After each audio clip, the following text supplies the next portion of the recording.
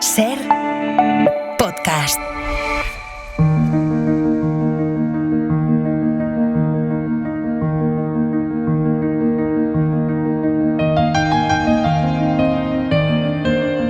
Un autor en una hora. Con Antonio Martínez Asensio.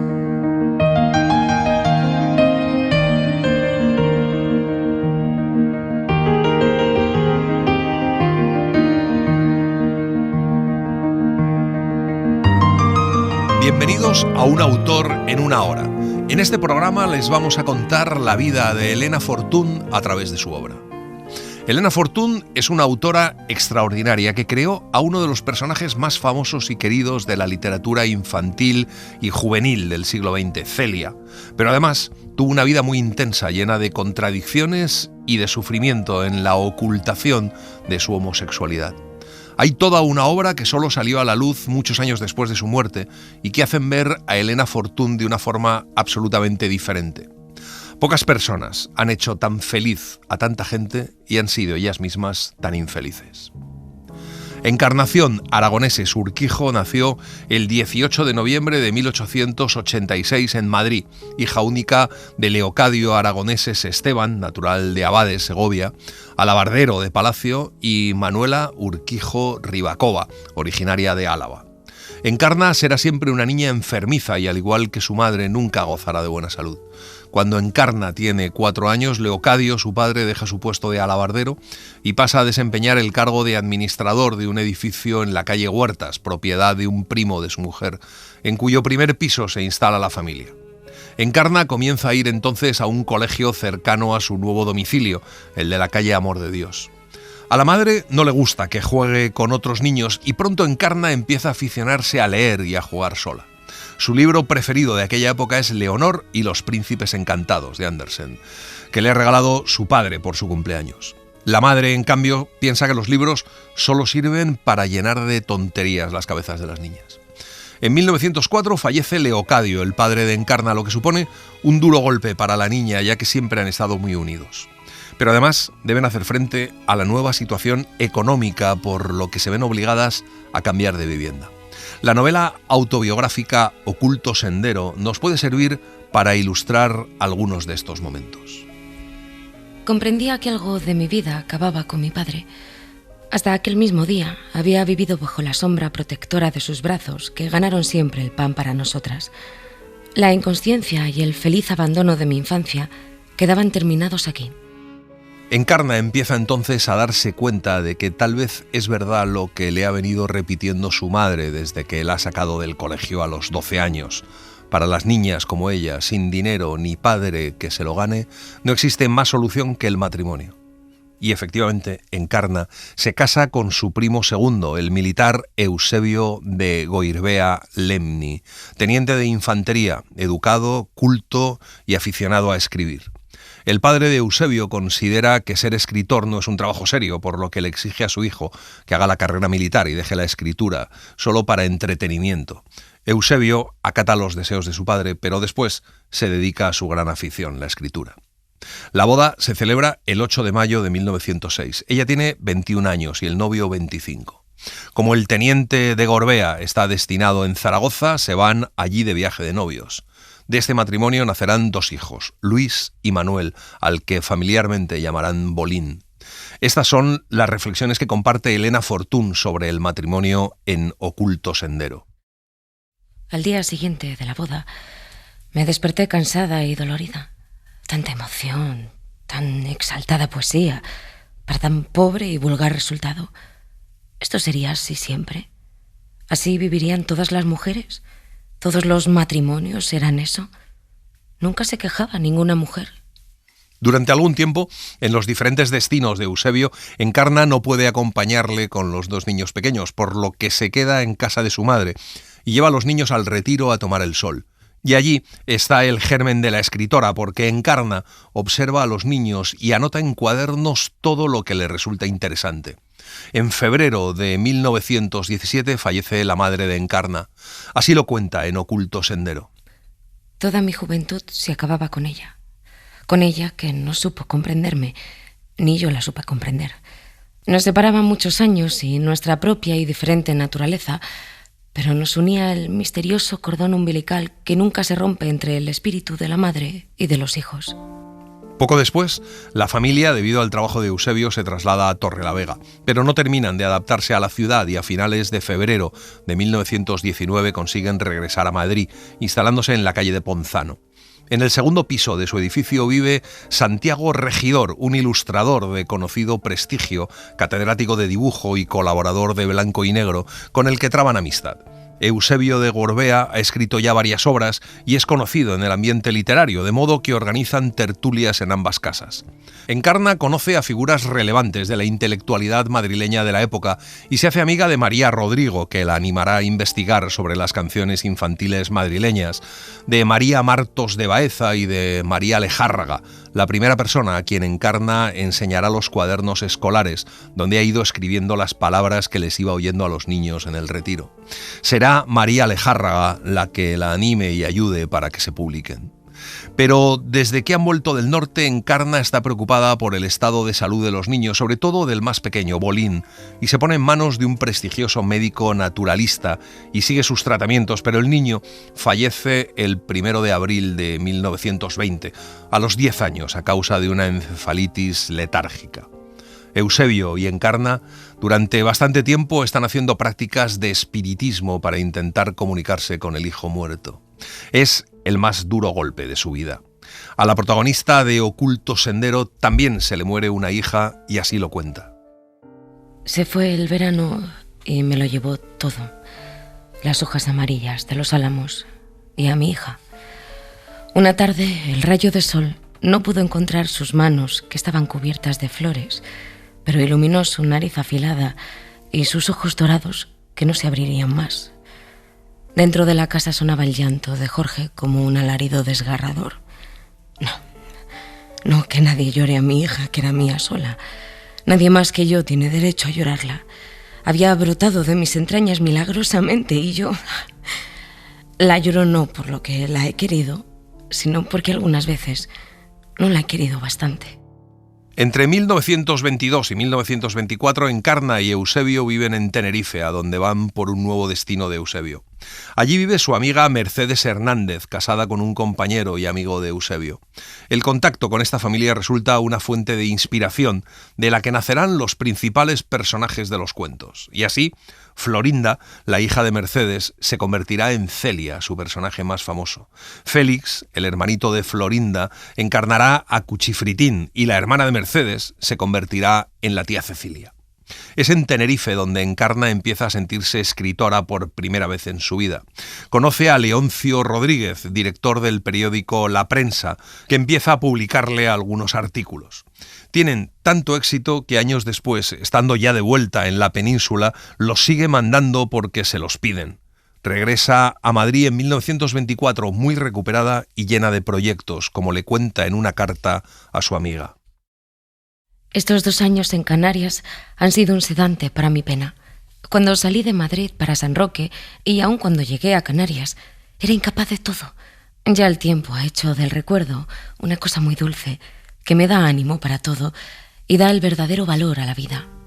Encarna empieza a recuperar la confianza en sí misma. Alrededor de 1924 quiere separarse por primera vez de Eusebio y no lo hace, tal vez influida por los convencionalismos de la época.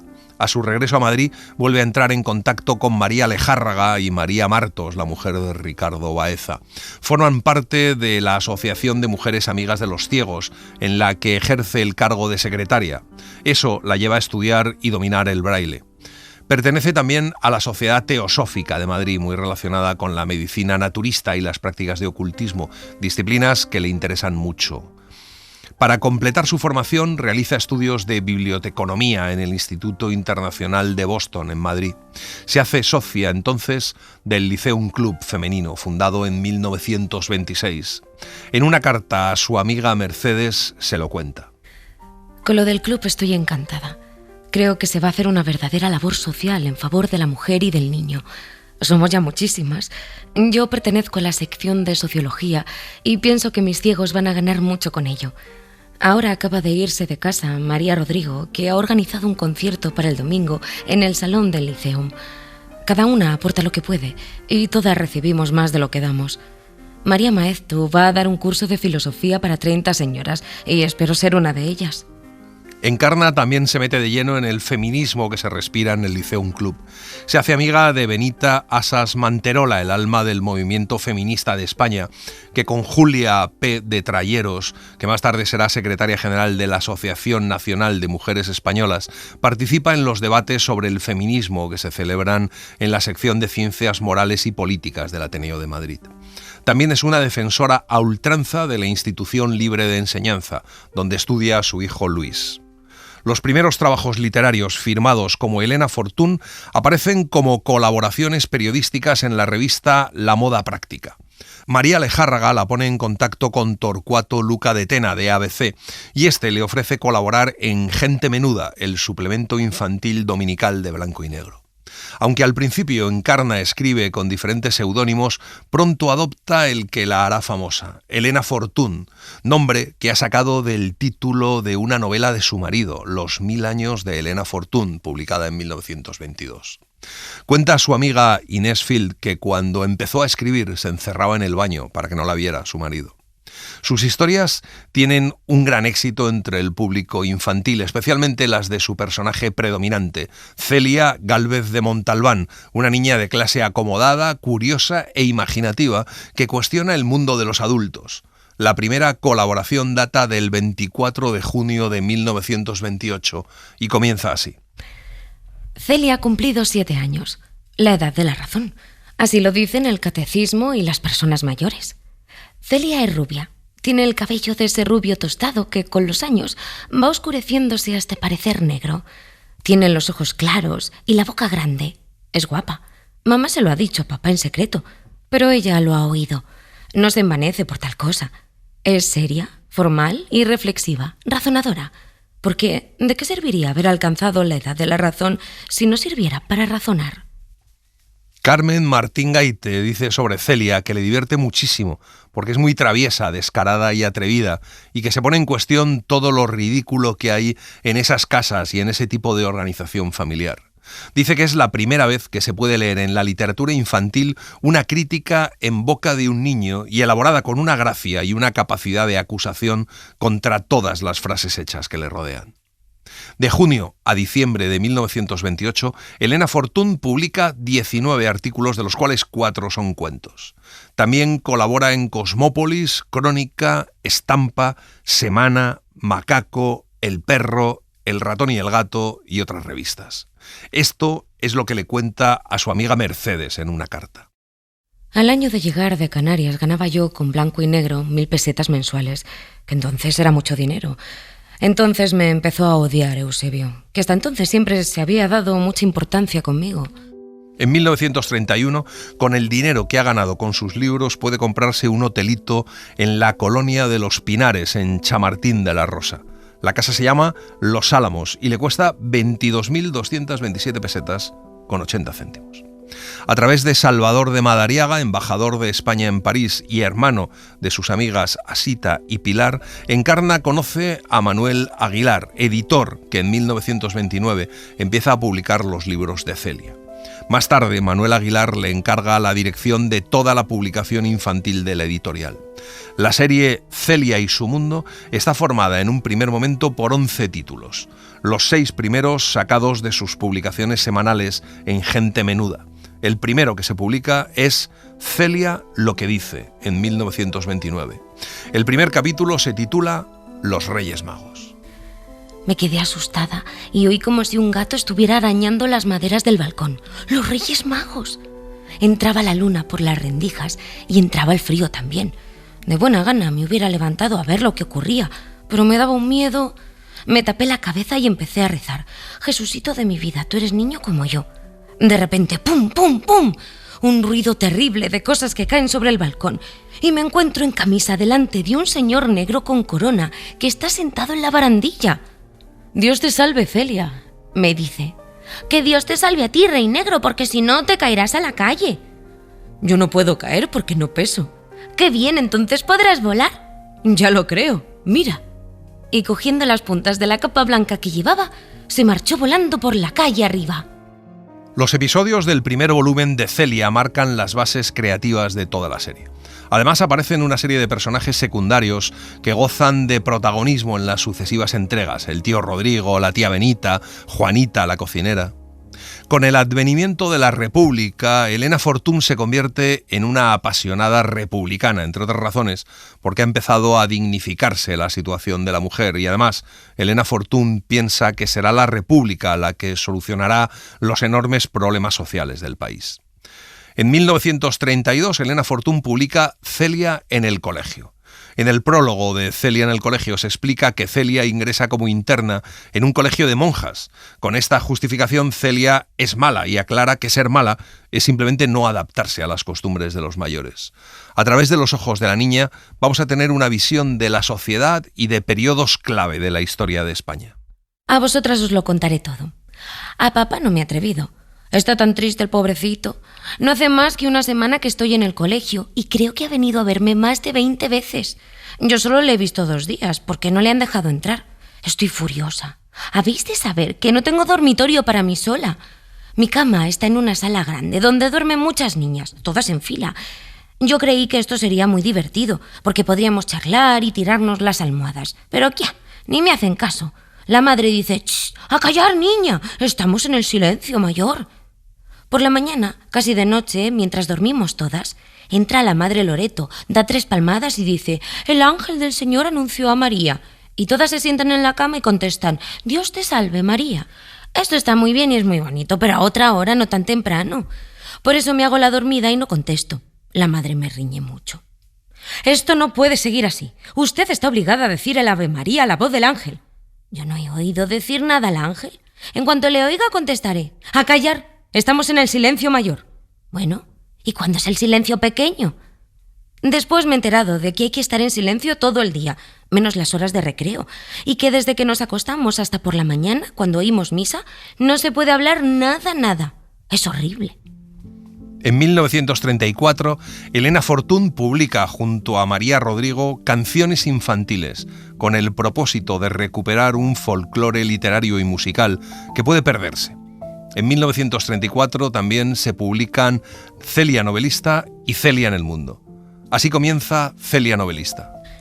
Papá, al despedirse, cuando se fue lejísimos con mamá y baby, me regaló un libro precioso con unas hojas blancas y las tapas de piel. «Para que escribas en él tus fantasías», me dijo. La madre Loreto se lo enseñó a todas las madres. «Debería escribir en él jaculatorias y oraciones». «No, yo escribiré una novela. Una novela como un cuento». Muchas cosas se me ocurrieron que podría escribir, pero nada me parecía bastante bonito para un libro tan elegante. En Celia en el mundo tiene ya Celia 9 años y su tío Rodrigo, sin permiso o autorización de su hermano y su cuñada, se la lleva a la gran capital, a Madrid, con el objetivo de que la niña vea más mundo mientras sus padres están en París. Así comienza. La casa de tío Rodrigo es grandota y destartalada. En ella vivimos, además del tío y yo, Maimón, el morito, Basílides, la cocinera con su lechuza y mi gata Pirracas. Según dice el tío, yo me estaba volviendo tonta en el colegio con las madres y me ha traído a ver mundo. No a ver el mundo, no, sino a ver mundo, que es otra cosa, de la que yo no había oído hablar nunca y que confundía con la tierra. Tito, no te enfades y escúchame. El mundo ya lo he visto, te lo aseguro. Era una bola grandísima que había en la clase de geografía. ¿Creéis que me escucha? Pues no. Se pone como un demonio y no atiende a lo que le digo. Si ya lo decía yo. Si te estaban embruteciendo en ese colegio, ahora eres como una salvaje de la Polinesia.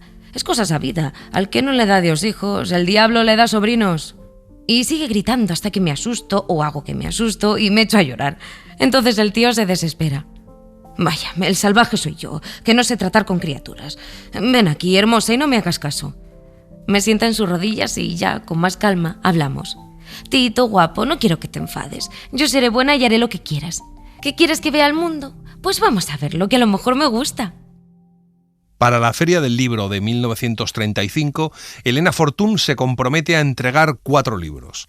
Celia y sus amigas, con ilustraciones de Gori Muñoz, Cuchifritín, el hermano de Celia, el primero de la saga Cuchifritín, El bazar de todas las cosas y Teatro para niños. Las ganancias de esa feria, 3.000 pesetas, sirven para cubrir los gastos de la boda de su hijo Luis, que se celebra en Zúrich, de donde es originaria la novia, en junio de 1935. El hijo acaba de aprobar la oposición de inspector de ferrocarriles y su destino es Albacete.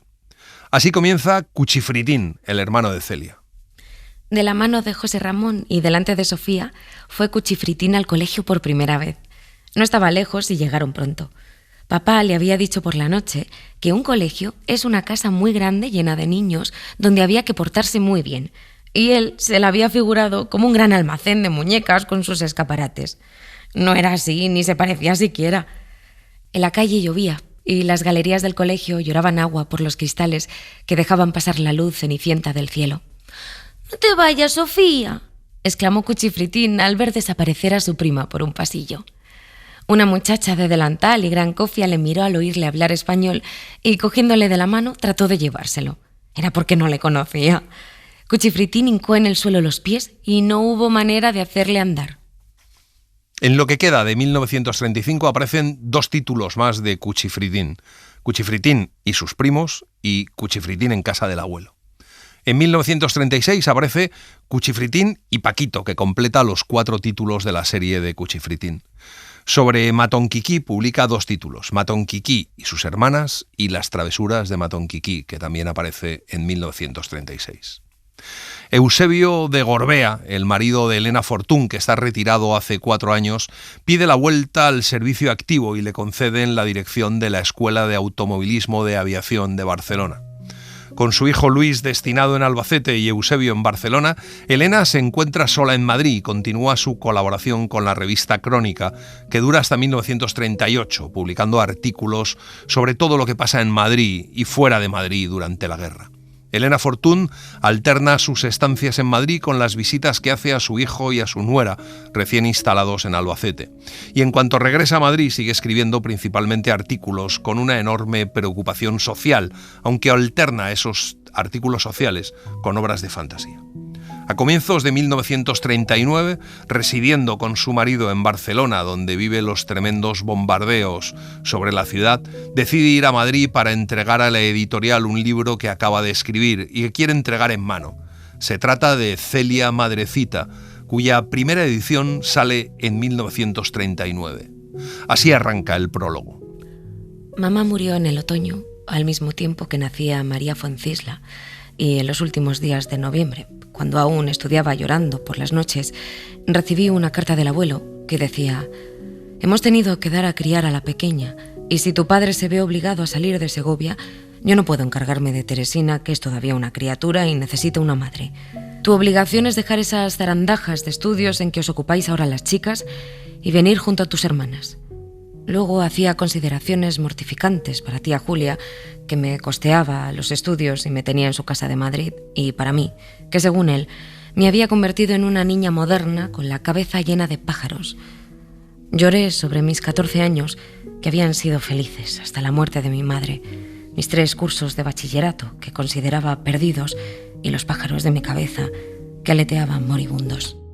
La desintegración del personaje de Celia y del mundo burgués y moderno al que pertenece empieza en Celia Madrecita tras la muerte de su madre y al hacer Celia de madre de sus hermanas Teresina y María Fuencisla, la futura intrépida Mila. Celia, adolescente, narra en primera persona el impacto de la muerte de la madre, rasgo clave de la narrativa escrita por mujeres en la posguerra. Obligada a cuidar de su padre, viudo y sus hermanas pequeñas, concilia modernidad y tradición. Hacía mucho frío en el caserón del abuelo y me dolía el pecho como si me pesara el corazón. Tía Julia estaría a aquella hora sentada junto a la chimenea en el saloncito de la calle de Goya, leyendo uno de aquellos novelones grandes que tanto le gustaban. Tal vez habría ido María Luisa, mi amiga del instituto, a saber por qué no había asistido a clase. Ya no iría más. Lloré sin poder contenerme y temiendo despertar a mi hermana. Temblaba de frío y de pena. En el otro extremo de la casa oía discutir a Valeriana con Leoncia entre el cacharreo de los platos y el ruido de la fuente de la cocina. Apagué la luz y con la claridad que entraba de los faroles de la calle me desnudé deprisa y me acosté junto a mi hermana, que al sentirme a su lado se volvió hacia mí y puso su cabecita en mi hombro sin abrir los ojos. Chiquitina mía, mi niña. Al ser mujer de militar, Elena Fortún consigue viajar en un autobús del Estado Mayor para ir a Madrid, pero en ese momento los sublevados logran rodear la capital y apoderarse de Barcelona. Elena Fortún queda aislada y separada de su familia, de modo que durante un año entero tiene que permanecer sola en su casa de Chamartín. Así habla de Madrid en ese momento justo en Celia en la Revolución. ¿Qué aspecto de pueblo grande tiene Madrid? La castellana, según me voy acercando a las calles del centro, se asemeja a una carretera de las afueras.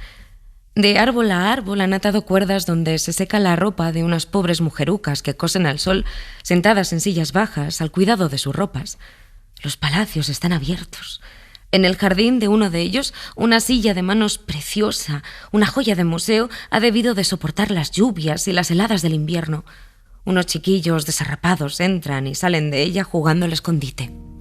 Cuando se entera de que han tomado Barcelona, Elena Fortún teme por la vida de su marido y su hijo, pero recibe un telegrama de su hijo desde Perpiñán diciéndole que salga de Madrid lo antes posible para reunirse con ellos. Eusebio atraviesa los Pirineos a pie con sus soldados y es internado en el campo de refugiados de Le Boulou, de donde es liberado gracias al dinero de los padres de su nuera. Pese a la presión de su editor, que no quiere dejarla marchar, el 18 de marzo de 1939, Elena Fortún embarca en Valencia con dirección a Francia en un barco viejo lleno de refugiados, que naufraga y es rescatado por un barco inglés. Su hijo Luis y su nuera deciden trasladarse a Nueva York, mientras Elena Fortún y su marido se marchan a Buenos Aires. El 19 de octubre de 1939, el matrimonio embarca en el puerto de La Rochelle-Palais a bordo del Massilia, buque de bandera francesa, junto a otros 147 españoles republicanos. Cuando llegan a Buenos Aires, no es conocida ella ni sus libros, pero gracias a los contactos de sus amistades, Natalio Botana le encarga una serie de artículos para el diario más importante del país, Crítica.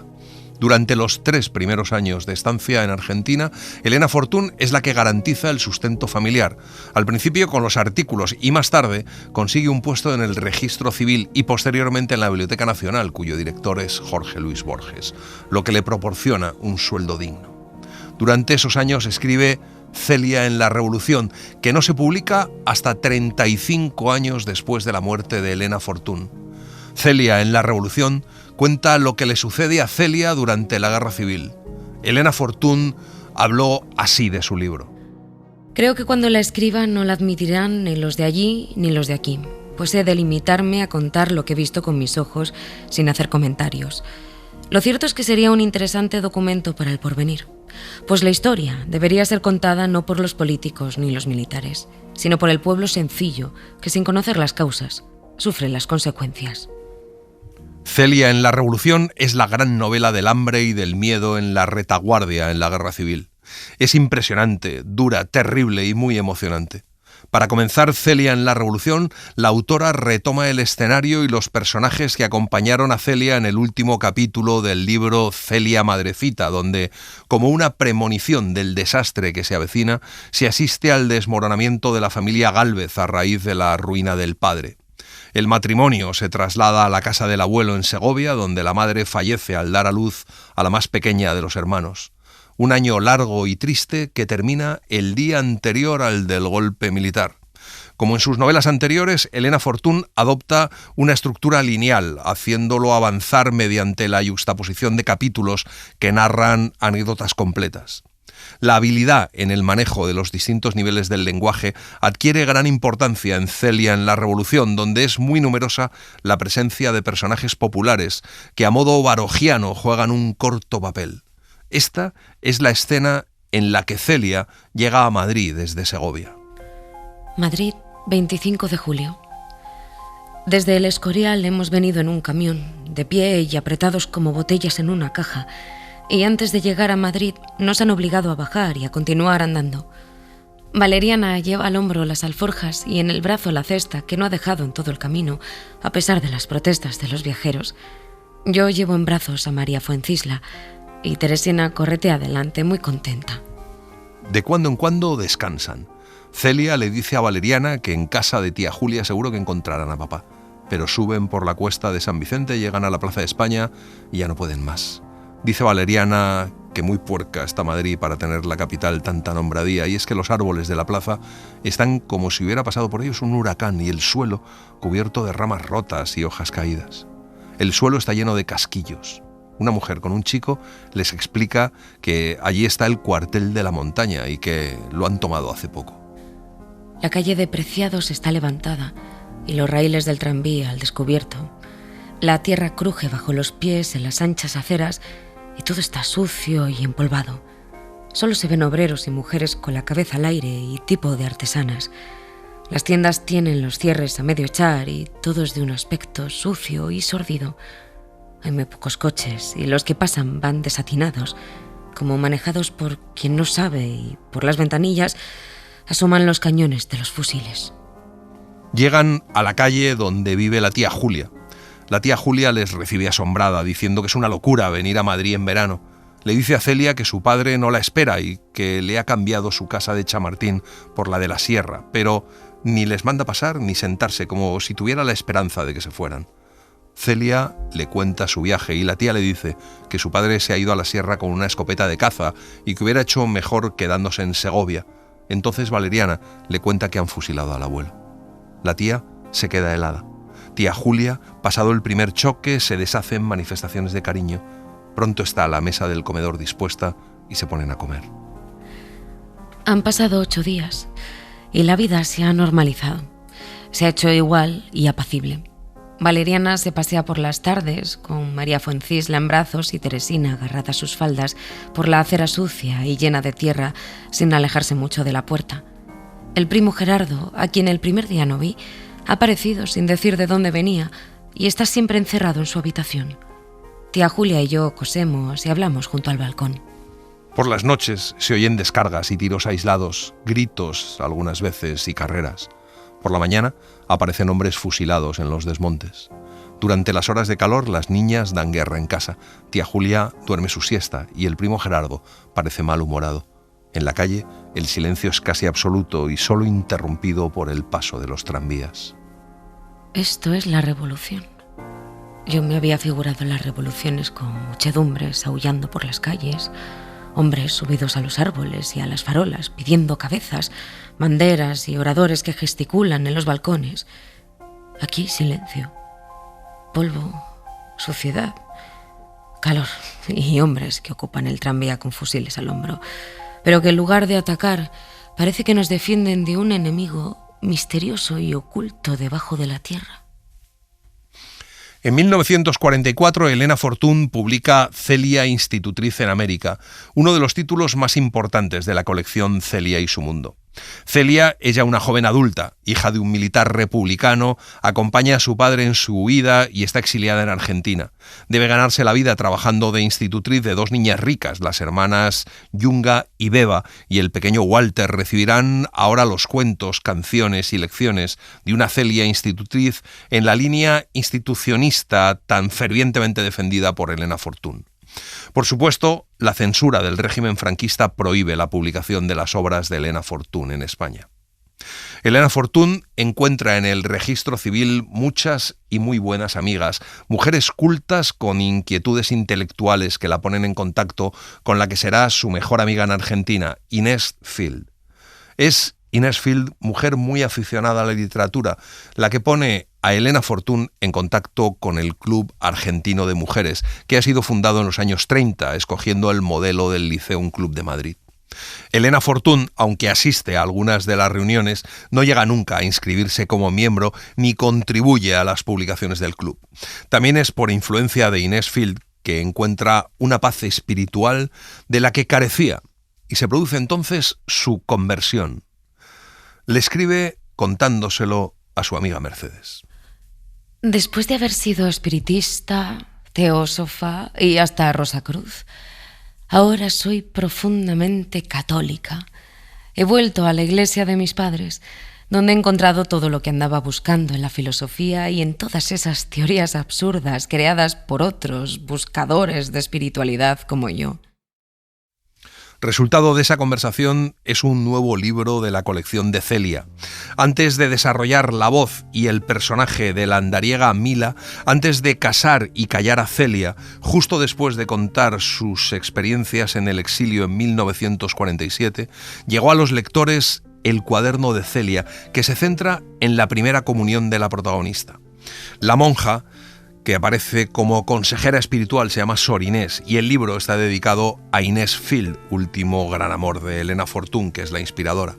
Al final del capítulo, Celia descubre la paciencia, se cuela un yo que no es el de la niña de 9 años, sino el de la autora que vive al final de su vida en estado de penitencia y arrepentimiento.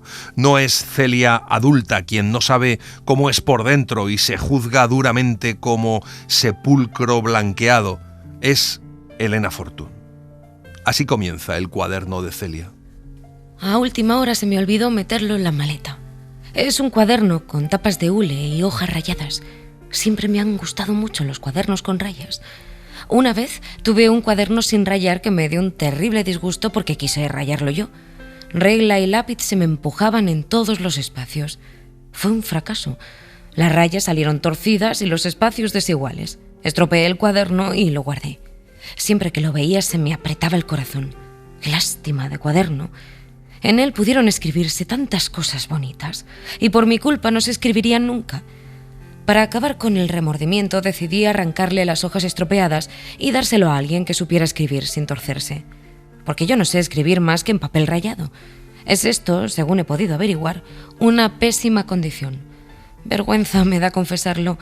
Mi alma no puede caminar sola.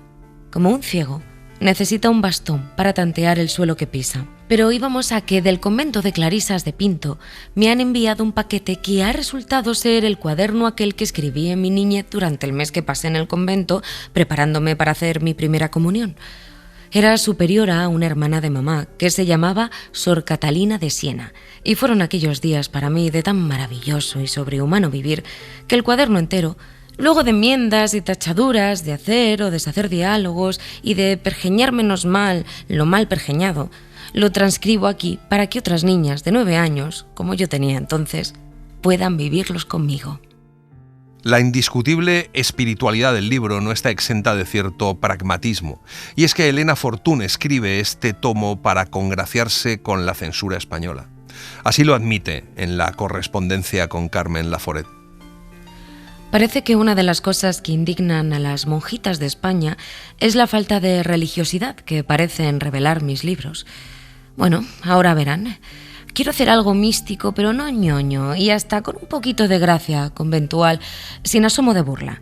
Necesitaré las licencias eclesiásticas. No sé si esos señores encontrarán algo que no esté completamente en el dogma. Es posible. A veces me pongo a escribir y se me va el pensamiento en un arrobo que tal vez está fuera de la iglesia. ¡Qué difícil!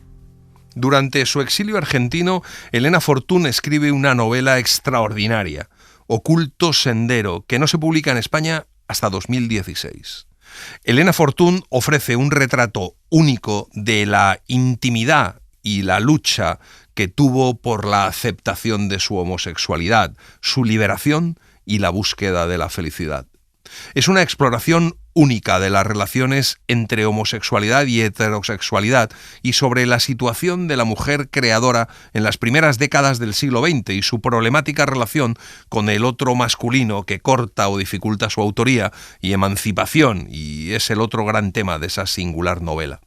Elena Fortún explora en Oculto Sendero la parte más problemática de su identidad, su lesbianismo, sobre el que hubo rumores en vida de la autora y que ésta no vivió fuera del armario o con la plenitud de algunas contemporáneas, pero sí a medias, dejando tras ella indicios del mismo. Queremos contarles un momento clave de la novela, cuando la protagonista, María Luisa, llega a Canarias y allí la recibe una mujer que la reconoce como a una de las suyas. Tenía verdadero deseo de hablar con usted y confieso que he venido solo por verla esta noche. Ante mi mirada de asombro, continuó. La vi a usted el día que desembarcó. Llevaba usted ese mismo traje negro, camisa de seda gris y fieltro. Entre aquel grupo de señoras vestidas de papagayos se veía lo que era usted. Perdone si la molesto. Me dije, ¿tienes una amiga más? La mujer saca una pitillera y ofrece un cigarro a María Luisa, que le dice que no fuma, y entonces Fermina le contesta que hace mal, que es preciso tener todos los vicios para conocer todos los placeres. Luego le pregunta si es artista y termina comentando que es un desastre que mujeres como ellas estén casadas. ¿Por qué me comparaba con ella? Como no fuera porque las dos nos vestíamos lo mismo, no podía comprender qué nos unía. Fermina le cuenta que ella escribe y la invita a ir a su casa. Le dice que allí conocerá a una chica pintora que se reúnen todos los lunes. Y en casa de Fermina, efectivamente, María Luisa conoce a Lolín, la pintora, muy guapa, que fuma pitillo tras pitillo y que tiene el aire más pícaro y desenfadado del mundo. 2 veces por semana se reúnen en el saloncito de Fermina y allí María Luisa se aficiona a los cigarrillos ingleses. Un día, su cuñada Consuelo le dice que Fermina se enamora de las mujeres y que ha tenido queridas. María Luisa ni siquiera sabe cómo puede ser eso, pero ese comentario hace que deje de ir a casa de Fermina. Las cosas van mal con Jorge, su marido. Cada vez se entienden menos, discuten. Y un día, María Luisa se encuentra con Lolín y hablan de pintura. Lolín le ofrece un trabajo pintando abanicos y tienen muchísimo éxito, y hasta Jorge, su marido, cuando los ve, los alaba sin saber que los ha pintado su mujer. Comenzaba a brotarme del alma una felicidad nueva, callada y recogida, mía únicamente, y tan firme, que las palabras desdeñosas o duras de mi marido rebotaban sobre ella sin lograr herirla. Cuando María Luisa dice que va a empezar a pintar cuadros, a Jorge le sienta fatal. Lolín le habla un día a María Luisa de Rosita Aguilar, una recitadora que llega en barco a la isla. Le propone ir a esperarla al muelle. Van primero al hotel Quisisana para elegir una habitación fresca y lujosa para la que llega. En el momento de la llegada del barco, Lolín le dice a María Luisa que ya le dirá qué le parece cuando la vea, que ella tiene muy buen gusto, y cuando María Luisa se extraña, Lolín le dice que no se haga la inocente, que no cuela. No sé qué hubo en su voz y en su mirada que me dejó entrever algo inesperado y totalmente desconocido hasta entonces. Rosita, la que llega, tiene cerca de los 30 años y es de un atractivo extraordinario. Lolín pellizca en el brazo a María Luisa y le dice que la defenderá como sea. Su voz es ronca y sus ojos la miran amenazadores. María Luisa no sabe qué contestar. Se despide de las dos y se va. Algo luminoso y dulce, esperado instintivamente toda la vida, inundaba mi pensamiento. Aunque el hijo de Elena Fortún insiste para que se vayan a Estados Unidos, Encarna sabe que sigue siendo conocida en España y se ha enterado de que se están concediendo amnistías para los exiliados políticos sobre los que no pesan delitos de sangre. Con Eusebio toma la decisión de viajar ella sola primero para gestionar el regreso de su marido. En abril de 1948 embarca rumbo a España. Además del tema principal, que es conseguir la amnistía para Eusebio, tiene varias cosas que tratar con Aguilar y tiene también varias ideas sobre Celia. Quiere hacer un libro que se llame Celia se casa. La mujer que ha escrito Oculto Sendero ha vivido inmersa en un mundo cultural en el que la homosexualidad está muy presente. La homofilia y el mundo homosexual de las vanguardias es además patente al analizar la versión de Celia adulta que Elena Fortún crea. Una mujer andrógina y resignada, sin romanticismo y silenciosa tras haber sido la voz de su propia historia.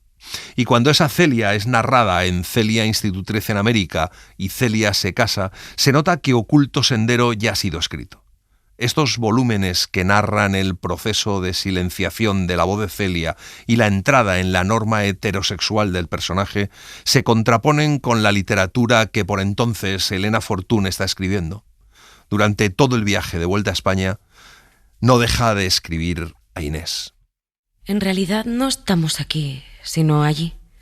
Solo por contraposición con lo lejano nos sentimos aquí. Estamos siempre llegando de la gran lontananza del mundo. Somos como condenados al destierro del universo que es nuestra auténtica patria. Tenemos y vivimos siempre en la nostalgia del allá, un dolorido estar aquí soñando con lo lejano. El amor es también lejanía, la amada lejana, la que nunca tendremos porque el tenerla será como perderla. La primera desilusión al llegar a Madrid es encontrar su casa de Chamartín en ruinas. Entonces empieza a narrar en la revista Semana las historias de un nuevo personaje, Mila, la hermana pequeña de Celia, que también conquista al público. La venta de los libros de Elena Fortún mejora con su llegada a España. Hay proyectos de emisiones en radio y proyectos para hacer cortometrajes con las aventuras de Celia. Sus asuntos literarios van muy bien, le hacen varias entrevistas y publican su foto por todas partes. El 17 de noviembre recibe la notificación del Tribunal Militar de que Eusebio ha sido amnistiado y se le ha reconocido su antiguo empleo y sueldo de comandante. La noticia les llena de alegría y comienzan los preparativos para la vuelta. Pero el 20 de diciembre, Elena Fortún recibe una llamada telefónica de su amiga Inés comunicándole que Eusebio ha sufrido un accidente mortal.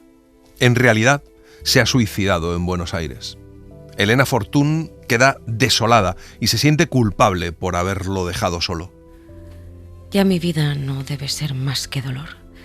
Y todo lo que no sea eso será remordimiento y asco de mí misma. La culpa también invade a su hijo Luis, que había escrito a su padre unas cartas muy duras en las que le instaba a no volver a España, a ser un auténtico militar republicano.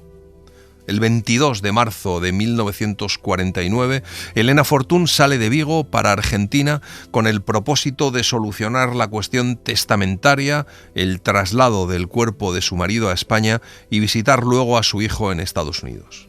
Cuando llega a Buenos Aires, recibe el encargo de terminar 3 libros para Aguilar: La hermana de Celia, Mila y Piolín, Mila, Piolín y el burro, y Celia se casa.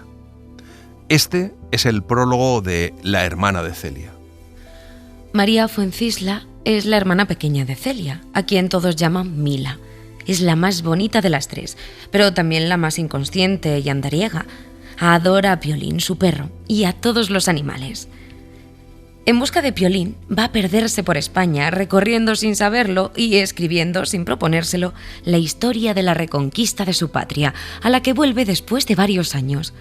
Las que fuisteis y sois las amigas de Celia, los seréis también de ella, que viene de América añorando aquella Segovia de la que ha oído hablar a Valeriana y en la que nació, y aquel acueducto en que es el fin y término de todas sus andanzas. Pero no os fiéis mucho de que ahí van a acabar sus pasos. Cualquier día, por cualquier camino de España, por una calle de un pueblo o de una ciudad, os la encontraréis tirando de su perro. Os hablará, jugará con vosotras al veo-veo, y de pronto desaparecerá. Es que está corriendo mundo. En noviembre de 1949, Elena Fortún embarca desde Buenos Aires rumbo a Nueva York con la idea inicial de vivir con su hijo, pero antes de que haya pasado un mes, Elena Fortún empieza a sentir que su presencia incomoda y ella misma no se siente bien. La estancia dura tan solo 6 meses, ya que la relación con el hijo, y sobre todo con la nuera, es difícil. En enero, su editor le comunica que la primera edición de La hermana de Celia ha sido un éxito, por lo que va a hacer inmediatamente una segunda edición. Además, le comunica el deseo de renovar su contrato con Aguilar, que termina en junio. El 20 de mayo de 1950, Elena Fortún se embarca de regreso a España, pero no a Madrid, que le trae recuerdos demasiado dolorosos, sino que decide instalarse en Barcelona, en el número 91 de la calle Roger de Lauria, en una habitación alquilada, limpia y elegante. Los últimos años de su vida, Elena Fortún los pasa entre Barcelona y Madrid, con una estancia en el verano en Ortigosa del Monte, con la familia de su amigo Pedro Carreño, a donde durante años ha ido a veranear con su marido y sus hijos. Lleva una vida solitaria. En Buenos Aires sale a la luz otra de sus creaciones, San Martín Niño, donde cuenta la infancia imaginaria del Libertador. Su situación económica mejora, publica Los cuentos que Celia cuenta a las niñas y Los cuentos que Celia cuenta a los niños, ambos en 1950, y el que va a ser su último libro, Patita y Mila, estudiantes, que resulta un éxito rotundo. Este es parte del prólogo de Los cuentos que Celia cuenta a las niñas. Se les ha olvidado la merienda y no tengo más remedio que inventar un cuento o 2 o los que sean necesarios para llenar la tarde. Nos sentamos y empiezo. Pues, señor, esto era... Y el cuento sale como puede, despacito, dando tiempo con una aventura que se me ocurra otra o a trompicones, porque ya está hecho y no tiene más que formarse en palabras. Ya casi lo he acabado. Un poco incongruente ha salido. El 30 de marzo de 1951, Elena Fortún ingresa en el Sanatorio Puig d'Olena y el 2 de abril de 1951 le escribe a Inés diciéndola que no se asuste, que no le ocurre nada serio, sino lo que le lleva ocurriendo desde que ha tenido una gripe en enero, pero que cada vez tiene más tos, cada vez mayores dolores en el costado, cada vez más fatiga, fiebre y palpitaciones. En realidad no la dejan moverse de la cama ni la dejan escribir a máquina, le ponen continuamente penicilina y suero. Le diagnostican una pleuresía en el pulmón derecho y tiene el izquierdo atrofiado. No sabe si su editor sufragará los gastos del sanatorio, que cuesta 150 pesetas al día. Desde el mismo día de su entrada en el sanatorio, escribe en paralelo a sus dos amigas, la argentina Inés y la canaria Mercedes. Pasa 15 días en el sanatorio prácticamente sin moverse de la cama.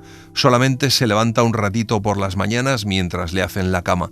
En la segunda quincena del mes empieza a pasarlo muy mal. Ya solo puede dormir con morfina. El 28 de abril sale del sanatorio con un representante de Aguilar que ha ido a buscarla y llega a su casa de Roger de Lauria. El 9 de julio, en una carta a Inés, plantea su sufrimiento como un proceso necesario para su purificación. No soy buena. Tú sabes que no lo he sido. Que he destruido un hogar. Que no he sabido ser esposa, ni madre, ni administradora del dinero familiar. Todo lo he hecho mal. Nunca he pensado en hacer la felicidad de los otros, sino la mía. He sido vanidosa, caprichosa, inconsecuente. En la última fase de su enfermedad la trasladan al sanatorio de Santa Julia, en Madrid. Aunque es una clínica psiquiátrica, es el único sitio donde se puede encontrar una cama para ella, cuya enfermedad ya se ha diagnosticado como incurable y en fase terminal. La última carta que Elena Fortún le escribe a Mercedes lleva la fecha del 4 de abril. La letra es temblorosa y difícil de entender. Los ahogos son peores que nunca y las noches horribles, llenas de angustias y de dolores. Fallece el 8 de mayo de 1952 de un cáncer de pulmón. Tenía 66 años. En el certificado de defunción dice que recibe sepultura en el cementerio de la Almudena, pero en realidad en Carna Aragonese Surquijo, Elena Fortún está enterrada en la Sacramental de San Justo, con sus padres, con su marido y con su hijo Bolín. 35 años después de la muerte de Elena Fortún se publica Celia y la Revolución.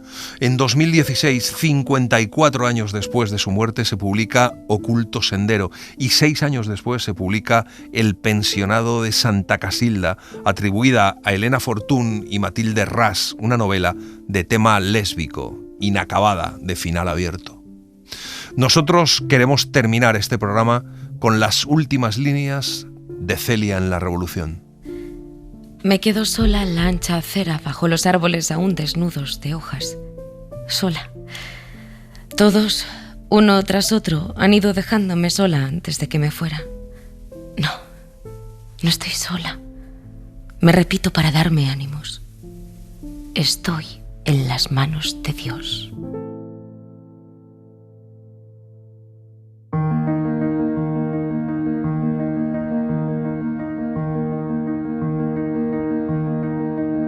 Y así les hemos contado la vida de Elena Fortún a través de su obra. Gracias por estar ahí y gracias por leer. Un autor en una hora, en la cadena SER. Un programa escrito y dirigido por Antonio Martínez Asensio, con Laura Carrero del Tío. Edición y montaje de sonido de Pablo Arévalo. Diseño sonoro de Julia García Soto. Documentación y redes, Laura Martínez Pérez. Para no perderte ningún episodio, síguenos en la aplicación o la web de la SER, Podium Podcast o tu plataforma de audio favorita.